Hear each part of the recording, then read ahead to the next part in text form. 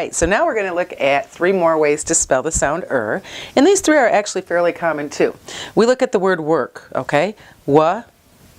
Is our next sound. This is going to be a fairly common way to spell the sound Now a lot of times when you're talking about people and you hear the sound at the end, actor, janitor, professor, doctor, mayor, just learned that one.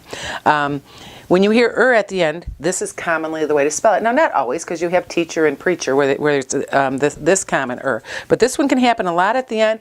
Also, like in color. All right, we used to have where the English people like this and they used to spell that at the end of color, and but Noah Webster changed it, and now it's that at the end. So you'll start seeing this because we don't say work or actor or doctor, it's So this is another way, and a very common way, to spell the sound It's also very common after a w.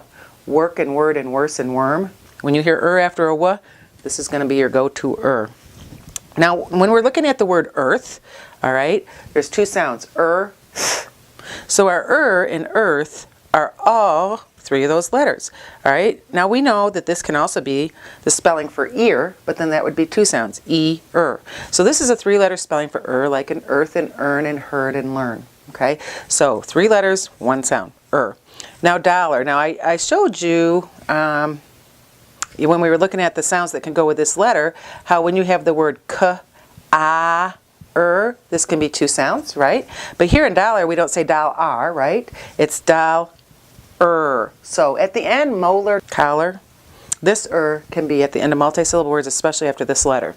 So this can be 2 sounds, 2 letters, 2 sounds. It can be the same exact 2 letters, 1 sound. Same with this one. This can be 3 letters, 1 sound, or 3 letters, 2 sounds. It can also be air, like in So all 3 of these are fairly common ways to spell the sound So pay attention to what your ears hear, and then we go to deal with what our eyes see. Okay, that's what's up with our English alphabetic code. It's really, we think it's visual because we're looking at stuff. It's really auditory. We have to be very strong auditorily to be able to manage this code and deal with it to our highest potential. So 3 more ways to spell